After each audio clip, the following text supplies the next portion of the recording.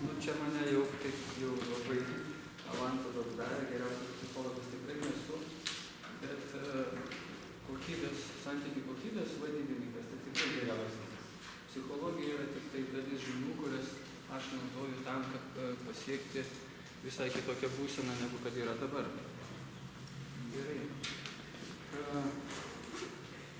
Taip, laikas yra brangus. Man sakė, kad jūs esat labai imlus, esat išmokę klausytis ir pagauti informaciją, todėl aš labai daug informacijos atsivežiau. Jeigu nespėsim, tai nežinau, ką darysim, ar kas pasiliks po pamokų, ar pratęsim, ar sutrumpinsim, kaip jūs norėsit, kas bus, gal, jeigu kas bus labiau įdomiau, ar tai tada sutikit, gal galėsim daug pasiplėsti ties to dalyku, nes santykiai yra vienas sudėtingiausių, mano galva, dalykų, kuriuos mes turėtume įvaldyti kiekvienas. Tai šeimos stiprinimo programa. Pakelkite, prašau, rankas, kas yra žemaičiai. Tai nedaug. Kas yra aukštaičiai? O, suvalkiečiai. Nedaug, o dzūkų mažai. Daugiausia aukštaičių. Žinot, apie pusę žmonių išsiskiria. Nu, sakykime, 20 000 santuokų kasmet, 10 000 skyrybų Lietuvoje.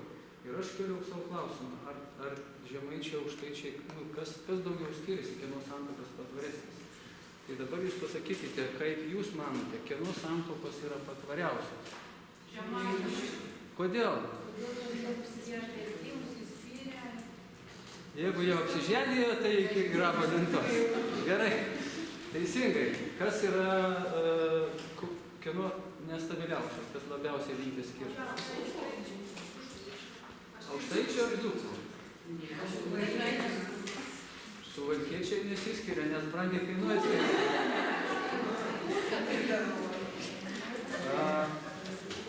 Tai likus dzūkai ir aukštaičiai. Kodėl aukštaičiai?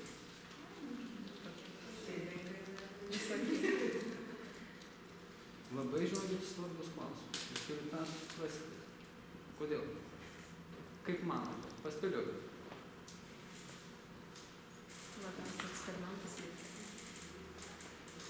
Jeigu paimtumėm apibūdinamą etnografinį regioną, tai jūs tam rastumėt, kad aukštaičiai pasižymė karštakošiškumu. Tokių pat karštakošiškumu pasižymė ir dzūkai. Bet dzūkai mažiau skiriasi negu aukštaičiai. Kodėl? Nu, galbūt, jo. Nu, mano galva, tai dzūkai jie, pasako kažką, paskui labiau tos meilės gal yra, atsiprašo, tą kažkaip susigerina. Aukštaičiai, jeigu pasakė, tai jau ir viskas. Iš tikrųjų, aukštaičių santuokos yra nepatvariausias ir čia mes galim išvelgti tą charakterio savybę, kuri būtent sugadina santuokos svarbą. Gerai, išsiaiškinom. Kas yra lyderiai šeimoje, kad pakelkite ranką? Vyrukai dar neturi šeimų. Gerai, gerai. Kas aš esu toks, kad čia drįstu atsistojęs prieš visus mokinti, kaip reikia kurti šeimas, ne? Aš turiu keletą išsilavinimų. Vienas, tai gerai pasakysiu. Pradėsiu nuo asmeninės patirties. Kad aš suprasčiau, kad ne žmonos yra kaltos dėl to, kad aš esu nelaimingas santykiuose, man reikėjo kaip žemaičiui 3 skyrybų ir 29 metų. Jeigu jūs nenorit mano kelio pakartoti, tai geriau mokykitės iš manęs. Gerai. Ką aš padariau? Tai aš tada, supratęs, kad ne žmonos yra kaltas, aš tada susiradau didelį veidrodį, nuėjau, pasižiūrėjau, kur esu čia netobulas, patobulėjau, pasikeičiau, kitaip sakant, ir tada jau atsirinkau savo draugę, nesu vedęs, tai yra draugė, mano toks buvo tikslas, 3 žmonas jau kaip ir pakaktų man. Ir kas išėjo, 9 metus, aš puikiai sutariu su savo draugė. Tai nereiškia, kad mano draugė yra kažkokia super ypatinga. Jis yra matematikos mokytoja, taip pat pagal mano metus netoli pensijos. O ar žinot, kodėl matematikos mokytojus, aplamai mokytojus išleidžia anksčiau pensiją, anksčiau išleisdavo?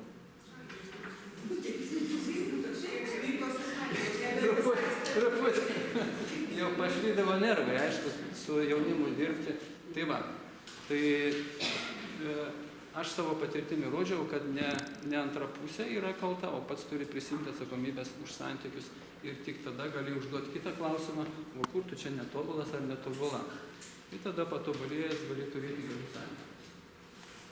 Atsirado pasitenkinimas gyvenimu, ko anksčiau nebuvo, ne? Ir jeigu būdavo galvos skausmas 2-3 kartus per savaitę, tai dabar 4-5 kartus per metus.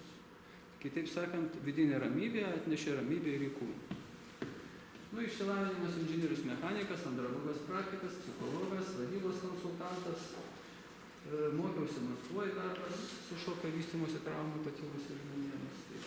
Esu jogos treneris, kartais pajuokauju ir kai mes vedam streso mokymus, tai ten žmonės labai džiaugiasi. Tai esu parengęs streso valdymo programą ir sutuoktinių parengimo laimingai santuokai programą Stipri šeima, kuris atsideda iš 7 seminarų, kuriuos trumpai ir pristatysiu šiandien. Esu tokią knygutę ne pats parašęs, bet su kolegom išleido ugdymo plėtotės centras straipsnis spaudoje, radijo ir televizijai. Kokią vertę aš jums duodu? Aš paėmiau, ką moko geriausiai strategiją, kokybės vadybą, projektų valdymą, apribojimų teoriją, psichologiją, ugdomąjį vadovavimą arba coachingą ir asmeninį klientų patirtį ir sukūriau kelią į lygiavertę šiuolaikinę partnerystę. Kas tas yra kelias? Jeigu šiandien jūsų santykiuose yra nepagarba, pažeminimas, nesaugumas, nekalbadieniai, neseksadieniai, tai yra, kas jūsų netenkina. Jeigu jūs norite papulti ten, kur gyvena santykiuose pagarba, pastiprinimas, artumas, saugumas, sutarimas, tai jūs turite nueiti kelią. Tai spraktelėjus pirštais nepasidaro, ne? Arba perskaičius tokį straipsnį. Tai mano yra kelias toks, yra nepageidaujamas pasiekmes kūrinčio elgesio suradimas, tai yra mes savo elgesiu kažkokias kūriam nepageidaujamas pasiekmes savo pačiam, sutuoktiniui, antrai pusiai ir santykiams, tada į pageidaujamas pasiekmes kūrinčio elgesio suformuoti reikėtų, taip, ir tada stiprios šeimos gebėjimus išugdyti. Todėl aprašytas. Tai stiprios šeimos gebėjimų ugdymas yra 7 seminarai, apie juos mes kalbėsim detaliau. Vėliau tai yra minimum tokių gebėjimų, kuriuos, aš manau, turėtų turėti kiekvienas sutuoktinis. Mano tokia vizija, kad kiekvienas parašęs pareiškimus, tuoktis, sužadėtiniai arba susitarę, jie turėtų praeiti šitą programą. Čia, kitaip sakant, jeigu nemoki vairuoti automobilio, nesitikėk, kad tu važiuosi be avarijų. Gerai, koks kriterijus parodo santuokos šeimos stiprumą? Santuokos stiprumą. Koks kriterijus? Iš ko mes matome?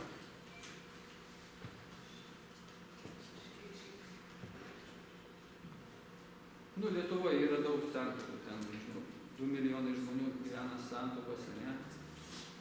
Kas parodo, kad santuokos stiprios ar silpnos santuokos?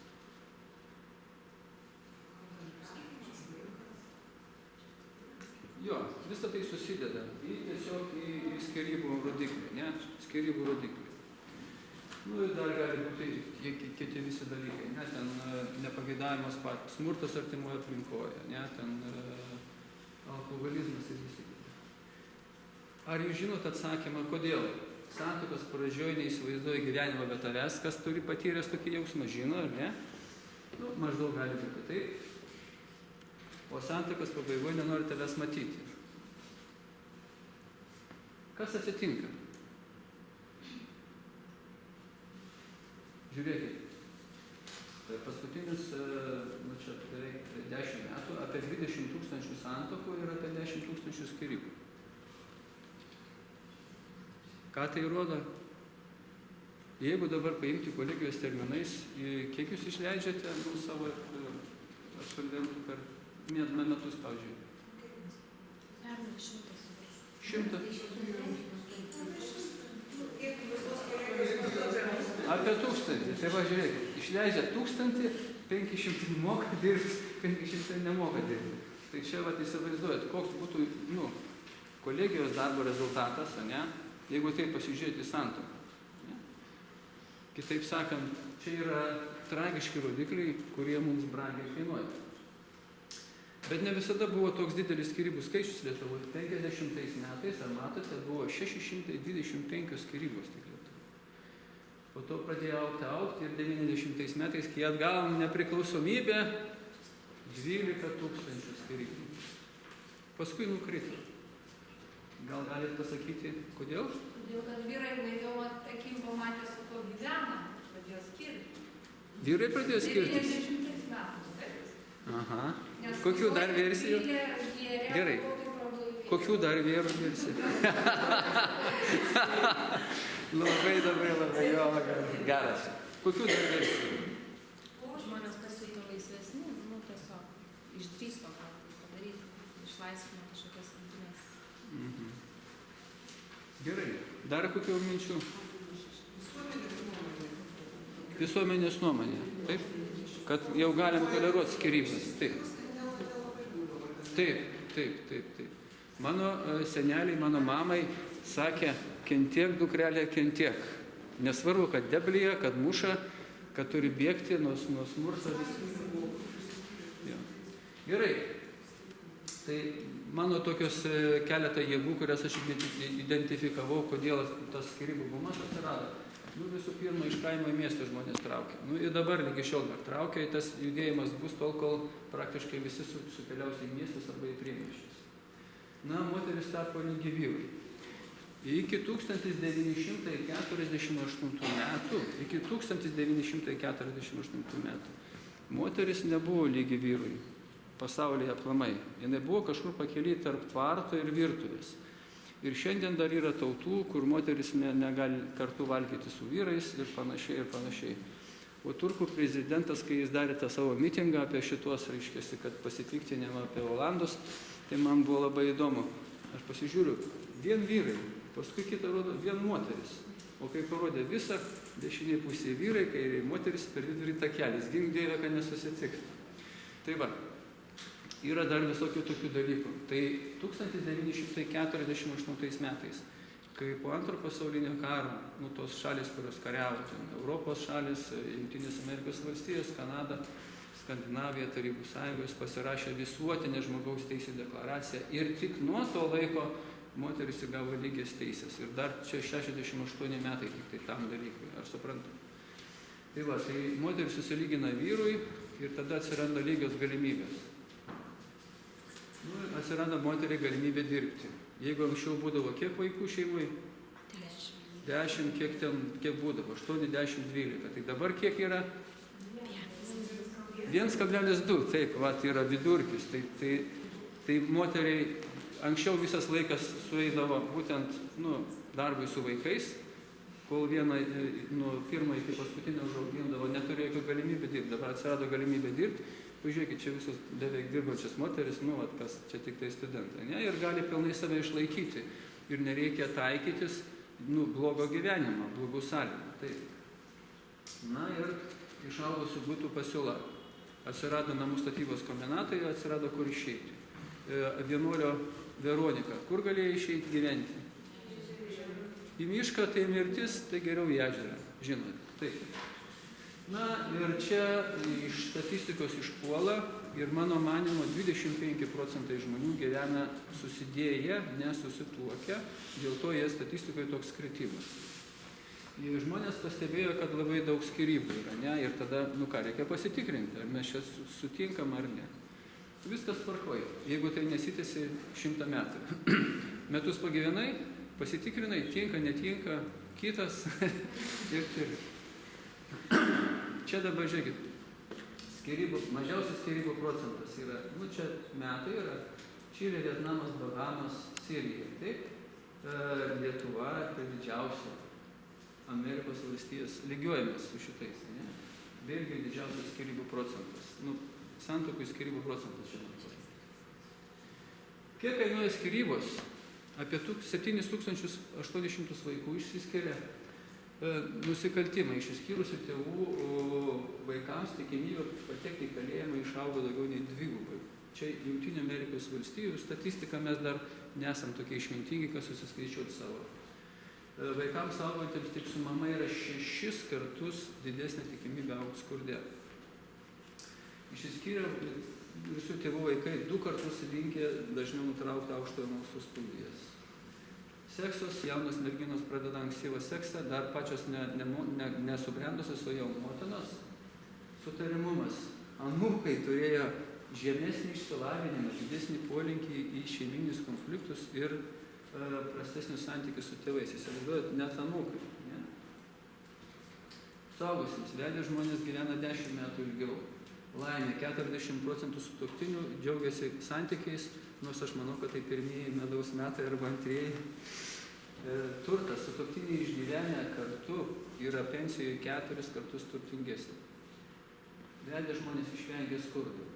Taigi, mokesčių mokėtojams Jungtinės Amerikos valstijos apskaičiuota vienos skyrybos mokesčių mokėtojams kainuoja nuo 25 iki 30 tūkstančių dolerių. Jeigu pavertus į eurus ir padauginus iš Lietuvos skyrybų skaičiaus, kasmet mes patiriame apie 240 milijonų nuostolių. Iš kur tie nuostoliai atsiranda? Todėl, kad išsiskyrę žmonės papuola į skurdą, reikia mokėti socialinės pašalpas. Pavyzdžiui, vaikas likęs be tėvo, ne? Su mama auga. Mama tėvo dėmesio negauna, mama daugiau į darbus turi, kadangi reikia išgyventi, ne? Tada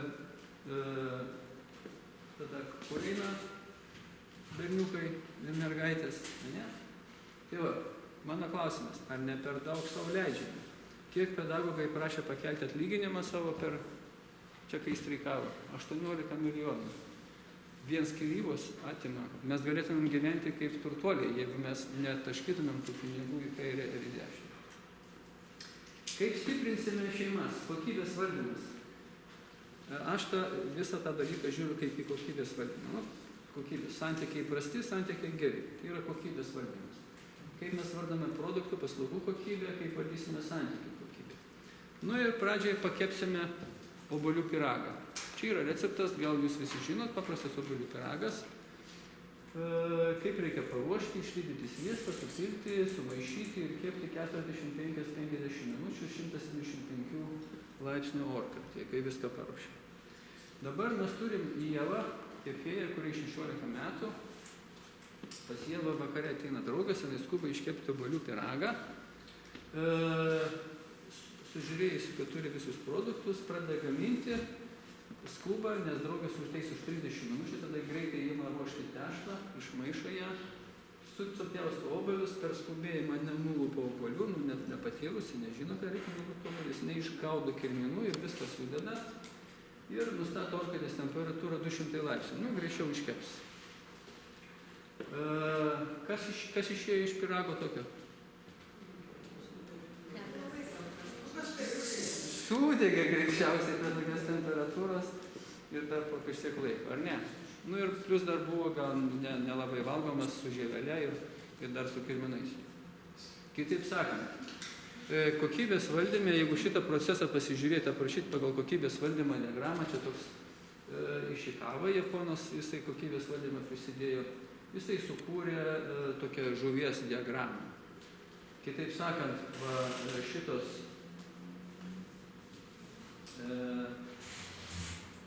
priežastis sukuria pasekmes, ar ne? Jeigu pasižiūrėsime pyrago kokybę, jinai priklauso nuo žaliavų.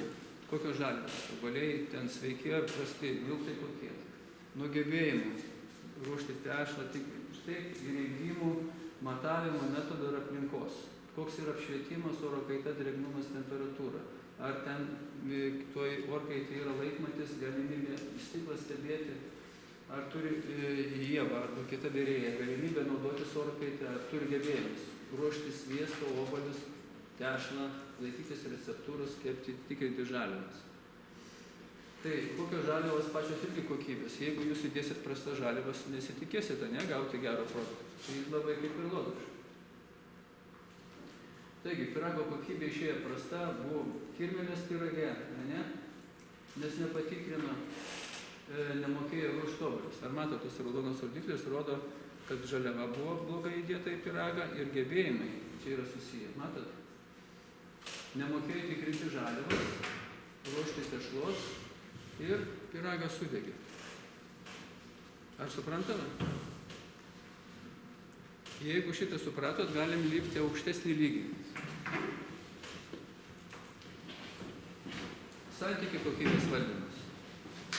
Jeigu gali paimti vietoj obuolių pyrago santykių kokybę, tai jinai priklauso ko? Nuo žaliavos, sutuoktinių, kurie įeina į santykius. Taip? Nuo jų gebėjimų, kiekvieno iš jų gebėjimų. Taip? Nuo jų sveikatos, nuo metodo, kaip jie bendrauja tarpusavį, asmeninių savybių ir aplinkos. Kokia aplinkas, kokios gyvenimo sąlygos? Gyvena bute, name, pas kaimynus, ar nuomoja, ar su tėvais gyvena, ar turi vaikų, ar turi draugų. Kokios asmeninės savybės? Atkaklumas, tobulėjimas, drąsa, sutariamumas. Ar jie moka bendrauti, aiškintis, spręsti konfliktus, susitaikyti? Kokia jų sveikata psichinė, emocinė, fizinė? Ar jie turi gebėjimus bendrauti, sutarti, suteikti seksualinį pasitenkinimą, auginti vaikus, valdyti finansus, kurti bendrą tikslą, kurti taisyklės? Kokie jie turi poreikius, ar ne? Vertybės, nuostatas, kokios programos, kokie lūkesčiai. Dabar žiūrėkit, jeigu bent vienas iš jų nemoka bendrauti, tai kur patenka? Įtakoja santykių kokybė. Ką mes turim? Nepagarba vienas su kitu. Jeigu nemoka sutarti, spręsti konfliktų, ką mes turim? Konfliktus, ne? Chroniškus konfliktus. Jeigu nemoka sekso suteikti, ką mes turim? Seksualinį nepasitenkinimą. Jeigu nemoka sutarti dėl vaikų ir auginti vaikus, ką mes turim? Tai įskaudinimas. Jeigu nemoka valdyti finansus, atšalimas. Kurti bendrą tikslą, atitolimas. Nemoka kurti taisyklių, laikytis, skyrybos. Ar suprantame? Ir tai mes tik nagrinėjom vieną faktorių – gebėjimus. O kur dar psichinė sveikata, fizinė sveikata, metodai ir visi kiti dalykai. Šitą skaidrę aš arba pasinaudojęs kokybės valdymo šitą diagramą, aš jums noriu parodyti, kiek sudėtingi yra šitie dalykai. Ir užtenka tik vieną sugadinti, ne, kaip, ta prasme, įmesti šaukštą deguto į medaus statinę, visa statinė medaus yra sugadinta. Ar suprantate? Gerai. Klausimas, kokius gebėjimus patobulinti turit kiekvienas iš jūsų? Jūs galite čia atsispausdinti šitą skaidrę ir nupaišyti raudonas rodiklis, ne? Kokių jūs jau patys suprantat, kad jums trūksta gebėjimo, ne? Ir tada, koks sekantis žingsnis? Lavinti tuos gebėjimus, elementariai, mokomės. Gerai, kada ir kaip prasideda šeimos irimas? Ar matot, žmonės skiriasi 13 metais išgyvenę, ta 10 000 porų išgyvena 13,5 metų vidutiniškai, 15 metais 13,2 metus, kitaip sakant, vis greičiau artėja skyrybos. Ir čia yra kiek metų išgyvena kartu. Ar matot tendenciją? Kuo ilgiau gyvena kartu, tuo daugiau skiriasi. Ar ne? Taigi, viens nuo kito šeimoje sutuoktiniai būna ne visada per gyvenimą vienodą atstumų vienas prie kito. Ne? Tai vienas nutolsta, tai kitas nutolsta, tai vienas priartėja, kitas priartėja. Ir mes paimkim, padarykim, pavaizduokim grafiškai šitą visą procesą. Čia yra 13,5 metų, matome, ir santykių pradžioje aš ir tu gyvenam puikioj santuokoje, ne? Esam arti, medaus mėnuo, medaus metai. Po kažkiek laiko mes atšalom, atsistumėm viens nuo kito. Taip, vienas kart atstumas, ne? Dar po kažkiek metų iš puikios santuokos mes patenkam į gerą santuoką ir atstumas tarp mūsų didesnis. Dar gyvenant toliau mes patenkam jau į prastą santuoką, atstumas tarp mūsų jau 3 kartus didesnis. Dar po kažkiek patenkam jau į skyrybų stadiją, dar po kažkiek 13,5 metų ir mes patenkam į skyrybas. Ar suprantama, kaip čia viskas vyksta? Aš nupaišiau simetriškai vyras ir žmona atitolsta vienas nuo kito, bet gali būti, kad vienas greičiau atitolsta, kitas lėčiau, bet jūs esmė dabar, kad principas suprasite. Taip? Kokia skyrybų paslaptis? Atitolimas. Ir tai yra pastovus, nežymus atitolimas vienas nuo kito. Ne? Jeigu buvom arti vienas prie kito, kažkaip atsitiko, po kažkiek laiko atitolome, dar kažkas atsitiko, dar atitolome. darote 13,5 metų, viskas peržengtas Rubikonas. Tai, čia mes turim tokį testą pasitikrinti, kokiais santuokoje jūs esate iš tų keturių.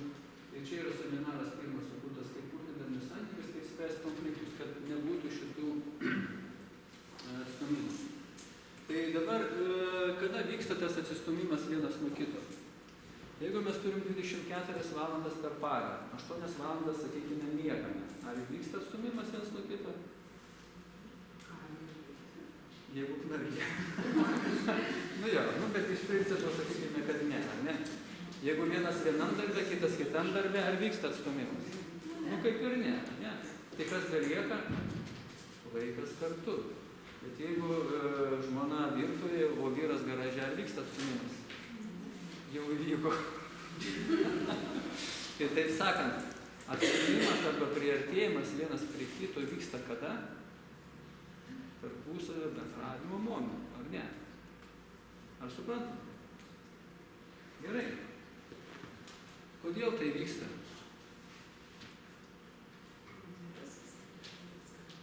Kaip Vaila? Interesai gal skirtingi. Vyras nori eiti į bažnyčią, kitas šventinį. Gerai, žiūrėkit, interesai skirtingi, žmonės skirtingi yra. Bet tai dar nereiškia, kad, reikia atsitraukti. Taip. Arba neturi tam tikrų gebėjimų, kaip paskatinti. Labai gerai. Jie neturi gebėjimų suderinti tuos skirtingus interesus. Puiku. Dar kitaip šnekant, kadangi mes kalbėsim dabar apie bendravimą, kitaip sakant, mano teiginys yra, arba hipotezė, kad mes nemokame bendrauti vienas su kitu. Kodėl nemokame? Dėl to, kad vyksta atsistumimas po pokalbio. Dabar aš jūs apdovanosiu tokiu paprastu, kaip įrankiu, kaip lakmuso popierėliu. Jūs po pokalbio su sutuoktiniu ar su draugu, jūs stebėkit save. Ar jūs norit prie jo prieiti, apsikabinti, pabučiuoti, ar jūs norit nuo jo pasitraukti toliau. Tai parodys jums, ar jis moka su jumis kalbėtis. Stebėkit ne tik save ir kitą, jį, pavyzdžiui, antrą pusę. Jeigu jis nori už kepurės per duris į garažą, tai reiškia, jūs netinkamai kalbėjot su juo. Bet jeigu jis dar užveda kitą temą, apie dar kažką kalbą, reiškia, jūs tinkamai kalbėjot. Labai paprastas, aiškus, po pokalbio. Ir jeigu jūs išmoksite šitą valdyti, jūs jau galėsit valdyti savo santykius. Gerai, ant ko stovi santuoka? Ar mokame septynių saitų ir mokame juos stiprintis. Kaip berniukas, vaikinas pamato merginą, tarp jų užsižiebia kas? Aistra, ne. Jeigu neužsižiebia, tai niekur nėra. Iš aistros kas būna? Seksas, jeigu dar nežino. O kas iš sekso būna? Vaikai. Kai atsiranda vaikai, jau rimtai tada stovi klausimas, o kur mes gyvensim kartu, ne? Reikia rimtai, jau vaikai atskrido į viską, ne? Tada, kai pradam gyventi kartu, kai mes tvarkom su pinigais. Kai mes paėmėm kreditą 40 metų būtui, tai koks mūsų bendras gyvenimo tikslas, ar mes tiek išgyvensime, ne? Geras klausimas. Galiausiai viską vainikuoja juridinis ryšys, įteisinimas tos santuokos. Jūs matote, kad kiekviena vaikino ir merginos figūrėlė turi savo ženkliuką ir kiekvienas ženkliukas turi jėgą į šeimą ir jėgą iš šeimos. Tai čia reikia žinoti kaip 5 pirštus visas tas jėgas ir jas mokėti valdyti. Kaip? Kad nebūtų jėgos į lauką, ne? Kad visą laiką būtų jėga kartu, ne? Stiprinti šeimą. Bet dar vienas dalykas, kad visas tas santuoka stovi ant ko? Ant emocinio ryšio. Ir jeigu jūs emocinį ryšį prarandate, jo nelieka, tai tada žmona, pavyzdžiui, ne tik, kad nenori apsikabinti vyro, bet ir pažiūrėti vyrą nenori. Nelieka sekso. Bendro. Atsiranda po nekalbadienį neseksadienį. Kai atsiranda neseksadieniai, tada vyras pradeda sukti galvą. Čia kažkas negerai. Sako, žinai ką, brangioji, aš sužinojau, kad Londone yra geras darbas. Mane draugas ten kviečia. Gyvensim kaip turtuoliai, uždirbsiu daug. ir išvažiuoja gyventi kitur. Nelieka bendro gyvenimo kartu. Ir žinai, brangioji, koks nuodėna brangus pragyvenimas. O transportas koks brangus. O maitintis reikia viską vienam daryti. Neliko man šiandien pinigėlių. Nu, tu išsiversi kaip nors šį mėnesį, ne? Neliko bendrų pinigų. Nėra bendrų pinigų, vyras, ta prasme, galvoja, o koks mano čia gyvenimo tikslas su ją. Jinai ten Lietuvoje, o aš čia Londone. Nėra tikslas. Tada žmona galvoja, o ką man toks yra? Ir nebėra santuokos. Kas lieka? Vaikai. Vaikai. Tai yra ryšys iki gyvenimo pabaigos vienas su kitu. Dėl to, kad per kraujo ryšį. Taip. Ar norite tokios pabaigos? Jeigu ne, prašom eiti į mokyklą pas vaiką. Gerai.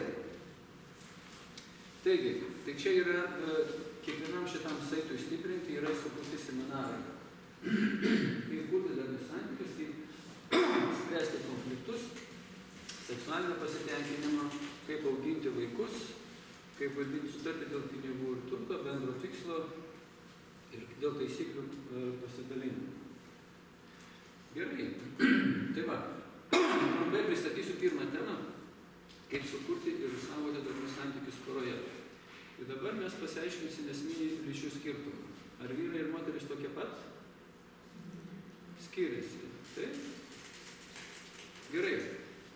Mes matom ir čia moteriškų moterų, ir vyriškų moterų, ir labiau mažiau vyriškų vyrų, ir labiau vyriškų vyrų. Ne? Kiekvienas gali būti skirtingas. Tai čia tos sterlytės rodo, apie ką mes ne apie pačius kraštutinumus, bet apie tokius sušnekėsim. Lietuvoje buvo darytas tyrimas. Buvo vyrai ir moteris tyriami ir jie pažymėjo mėlesnius tokius žodžius. Ne? Vyras. Užpulti, audra, bausti, kritikuoti, kareivius, statyti šautuvus, apvaisinti, vyriškas, greitiškas, žalumas, metalinis, nepajudinamas. Moteris. Švelnumas, svajoti, kvepalai, gėrimas, doras, mandagumas, tyrumas, pagarba, elegancija, mykštas, vienuolis, tikėjimas, knyga, Dievas, jausmingas, moteriškas. Bet buvo nuostabu, kad nei vienas žodis nesutapo. Ką tai reiškia? Kad vyrai ir moteris gyvena skirtingose pasauliuose. Vyrai ir moterų smegenų pusrutulio aktyvumas kalbant. Kuris vyrų, kuris moterų? Dešinė pusė kino? Moterų. Taip. Kairiai vyrų. Kodėl? Tik vienas pusrutulys. Teisingai. Vyras klausia žmonos, už kiek laiko išvažiuosim? Žmona, nu žinai, man dar reikia pasidažyti, sukrauti krepšę, aprengti vaikus, pasiimti dovanas ir taip toliau. Vyras klausia, už kiek laiko išvažiuosim? Žmona, na supranti, ir nuo Adomo ir Ievos. Ar vyras normalus, kad nori sužinoti minučių skaičių, už kiek minučių reikia išvažiuoti? Tai normalus. Ar moteris normali, kad jinai pradeda nuo Adomo ir Ievos? Normaliai. Nes kai tik išgirsta moteris klausimą, abu smegenų pusrutuliai aktyvuojasi. Ir viskas čia yra ir šitas, ir šitas, ir šitas. Gerai. Aptarkim, kaip susiformavo. Čia, gyvenime nebūna atsitiktinumų. Tai peržiūrėsim socialinę vaidmens įtaką vyro ir moters savybių formavimą. Ir tam mes pasitelksim evoliucijos dėsnį ir natūralią atranką, kuri yra ekologinė ir lytinė. Ekologinė dėl maisto, o lytinė kiekvienas patinas ir patelė kovoja dėl geriausio egzemplioriaus.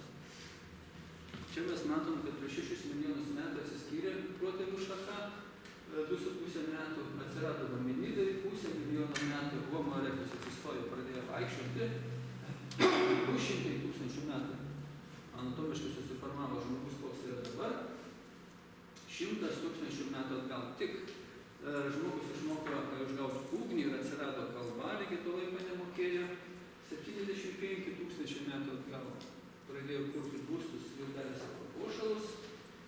Ir paskui apsigyvena Egėjoje, bet yra užis žmonijos istorija 10 tūkstančių metų atgal, kai žmonės pradėjo versti sąmoningą žemdirbystę.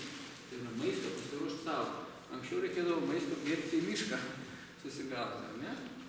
Taip. Ir 6000 metų atsirado galvijai, kurie padėjo jiems žmonėms tą maistą ruošti. Dabar mano klausimas, kokius vaidmenys teko vaidinti vyrai ir moteriai per šitą laikotarpį? Jūs matot čia tokį paveikslą, kadangi sėdi prie laužo, reiškiasi, tai yra daugiau negu 100 000 metų atgal. Ne, kiek ten buvo? 75 000 metų atgal būstai, ne? Tai sakykime, čia apie 100 000 metų atgal. Ir mes paprašysim Dianos, kad užrašytų, o jūs dabar pasakysit, kokius vaidmenis vaidino, kokius vaidmenis turėjo vyras per šitą laikotarpį. Per visus milijonus metų. Medžiotojas. Labai gerai. Medžiotojas. Taip? Koks dar? Karys, taip. Jis turėjo kovoti. Ir dabar kovoja, nieks nepasikeitė. Mes gyvenam Dievo užantyje, kur ačiū Dievui jau 50 metų nėra karų. Gerai? Ir dar amatininkas, ne? Jis turėjo sumeistrauti. Gerai. Kaip apibūdinsim vyro misiją per tos milijonus metų? Ką jis turėjo susiformuoti?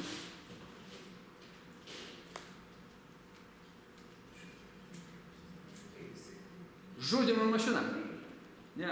Žudyti stirną, žudyti priešininką, arba tave nužudys koks šernas, ne?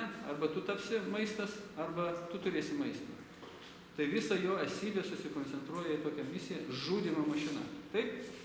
Sutinkat? Per visus tos milijonus metų. Taip, taip, va. Žudymo mašina. Pašnekam apie tai, kokius vaidmenis moteris atliko. Žmonų nebuvo dar to laiku. Žmonos atsirado. Mano sprendimu tik tai gal 6000 metų atgal, kitų gal 2000 metų atgal. Žmonos atsirado. Čia buvo moteris. Kokius vaidmenis vaidino moteris? Kaip? Taip, sakykime... Sekso objektas. Nebuvo ten poreikio tiek to sekso, kaip dabar mes jį išlystitižavom. Tai motinos vaidmuo, ne? Pagimdyti. Daugiau. Koks dar vaidmuo? Maitintoja, taip? Maitintoja. Dar? Jo. Maisto ruošėja. Gerai, maisto ruošėja. Gydytoja, taip, maitintoja. Jo, sakykime. Ugnies prižiūrėtoja, taip? Ugnies prižiūrėtoja. Gerai. Kiek tada paklausiu, kiek turėjo vaikų prie to laužo? Kiek matot vaikų?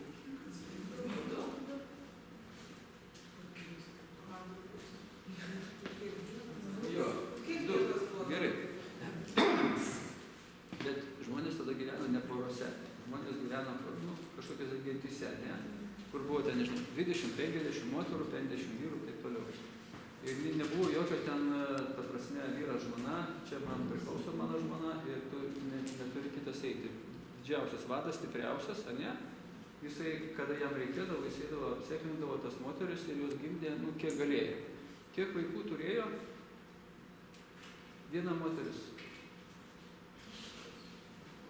Kadangi gyvena trumpai, kokius 35 metus, tai nuo kokių, nežinau, 15, 18 iki 35, kokius 10 vaikų galėjo, ne 8-10 vaikų turėti kiekvieną moterį. Kiek tokių moterų buvo apie laužą? Daug, ne? Tai kiek vaikų buvo? Daug. 30-40 tokių ginti. Gerai. Kaip, tuoj tada pabaigime, ne? Tai kaip apibūdinsim moters misiją? Kaip? Gyvybės lopšys. Labai gerai. Gyvybės lopšys.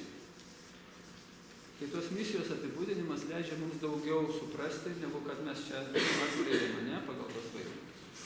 Ar jaučiat, kad vyrai yra iš Marso, moteris iš Veneros? Džono Grėjaus knyga neveltui taip ir pavadinta. Iš tikrųjų mes esam labai skirtingi ir aš keliu iš vis kvestionuoju klausimą, ar psichologiniai tyrimai, kurių ten 0,2 koreliacija jau yra skaitosi gera, ar jinai tinkama, jeigu yra sumaišyti vyrai ir moteris. Mano supratimu, jeigu yra vyrai ir moteris sumaišyti, kai mes apie psichologiją kalbam, apie jausmus, apie dar kažką, tai jau negerai. Tai yra tas pats, kas matuoti primilžį iš karvių bandos, nežinot, kiek ten yra jaučių. Ar suprantat? Ar supratot? Jaučiai neduoda pieno, o jeigu ten daugiau jaučių, mažiau karvių, tai tu gausi skirtingą rezultatą. Tai va, tai čia labai yra svarbu tą suvokti. Ir didžiausia klaida, kodėl po pokalbio būna atstumimas vienas nuo kito, yra kokia, kai moteris bendrauja su vyru kaip su moterim, o vyras bendrauja su moterim kaip su vyru. Nesulaukia adekvačios reakcijos, tada įsižeidžia. Pakalbam apie stresą. Kai vyrai patiria stresą, ką jie daro? Užsidaro, lenda savo uolą ir negink trukdyti, mes to įsiaiškinsim, kodėl. Kai moteris patiria stresą, ką daro? Aliuok, man žinai, kaip čia buvo. Dabar moteris, žmona žiūri į vyrą, lemba, nu jis susiminęs, jam blogai, jam reikia padėti, pradėjo kalbinti. Kas tau yra brangusis? Kas tau yra? Štiš. Nu, ar suprantat? Tai čia vyras blogai jaučiasi, kai lenda prie jo, galvoja, nu, žmona mano, kad aš esu kažkoks tai nevykėlis, nesugebėsiu susitvarkyti ir čia man siūlo savo pagalbą. Nereikia man tavo pagalbos, netrukdyk. Vyrų veikia tik vienas pusrutulys ir jeigu jūs ten įkišat pagalį, sustoja. Nu, pagavot mintį. Bet žiūrėkit, kas darosi su vyru. Kai žmona patiria stresą, ji pareina nervuota, jisai žiūri, jinai turi problemą, ne? Ką tu jai gali padaryti geriausia? Palikti ramybę. O žmona, Dieve branga, jau gal nebemyli manęs, gal jau kas. Nu, tai va, tai elementariai sužinojimas vieno ar kito dalyko ir bendravimas su kita lytim, kaip su priešinga, jau padeda išvengti tokių nesusipratimų ir atitolimo vienas nuo kito. Gerai, tai mes įsiaiškiname. Dabar padarysim prieš pertraukėlę, visi draugiškai padarysim, jau paprašysiu Janas užrašyti. Informacijos apdorojimas. Dėmesys, kitaip sakant, pas vyrą ir pas moterį yra skirtingas. Pasakysiu, kad būtų aiškiau pasirinkti. Dėmesys gali būti platus arba gilus. Pas vyrą koks dėmesys? Gilus. Labai gerai. Įrodykit man, kaip per evoliucijos bėgį formavosi pas vyrą gilus dėmesys. Taip, jis turėjo eiti, ta prasme susikoncentruoti, nes nuo to priklausė jo gyvybė. Ir jeigu kažkas jį sutrukdydavo, atitraukdavo, jis nepamatydavo kažko, ten vieną vilką medžioja, kitas į kaptą ir nebėra. Ar suprantat? Čia labai yra toks svarbus dalykas. Gerai, pas moterį, kaip platus dėmesys, taip? Kodėl platus pas moterį dėmesys? Daug vaikų, labai daug vaikų, už kuriuos jinai daugiau mažiau atsakinga, už savo ten, už kitus, už sesers, ar ne ten. Toliau laužas, maistas, dar turi klausytis, ar ne? Turi klausytis, ar kas neteina. Mes žinom, kad moteris myli ausimis, kodėl? Todėl, kad jis išlavina per milijonus metų tą klausą. Ar kas ten neteina, o kas ten šnabžda, ką ten šneka. Gerai, pas moterį yra platus dėmesys. Sprendimų priėmimas gali būti logiškai išmąstytas arba intuityvus. Pas moterį koks?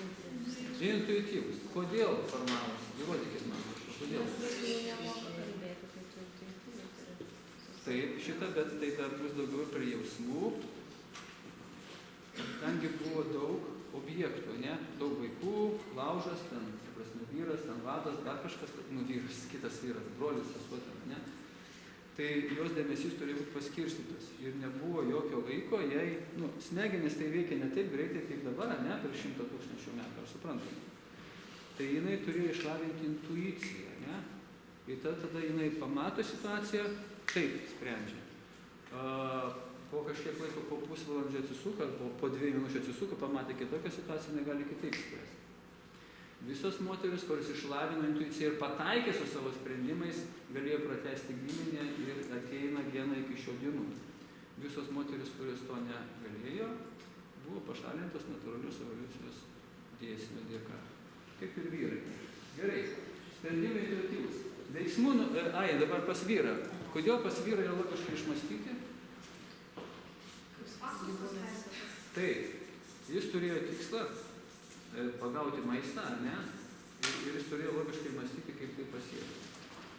Ir taip jį lavinosi per milijonus metų jo loginis mąstymas. Taip, veiksmų nuoseklumas pas vyrą. Nuseklus, nes jeigu jis važiuoja ten gaudyti zuikius, ima spastus, ten dar kažką, jeigu važiuoja liūtų, gaudyti ima kitokius įrankius. Tai veiksmai yra nuseklus. Ir tada jis eina su tais įrankiais į tas džunglės, kur yra tas žvėris, ir tada taip daro. Pas moterį nenuseklus. Kodėl įrodyti? Nu, nes tu niekada nežinai, kas atsitiks, vaikas susirgs. Taip, nes situacija pasikeitė, jinai neturėjo laiko, jinai, ta prasme, tokiems loginiams išmąstymams, ar ne, ir jinai bandė intuityviai. Ir situacija pasikeitė, sprendimas kitas. Ir tai yra normalu. Vienas vyras man sakė, tai va, žmona vakar sakė, kad neįsi jokį Mykolo seminarą. O iš ryto klausė, o kuri suknelė man geriau tiktų? Tai normalu. Tiesiog vyras, kad tai pakeistų sprendimą, tai jau nenormalu. Bet kad moteris. Rezultatas ar procesas? Moteris. Procesas. Kaip susiformavo procesas? Niekada nesibaigia. Taip, čia biškį padarė, čia biškį padarė, čia biškį padarė. Jo. O pas vyrą? Nušovė. Rezultatas. Jo. Jis ten 2 dienas medžiojo, nušovė, parnešė dinozaurą. O, motin, veizėk, čia yra mano rezultatas. Kur tavo rezultatas? Pietus. Nėra rezultatas. Čia pavalė, čia suvalė, čia sutvarkė ir viskas.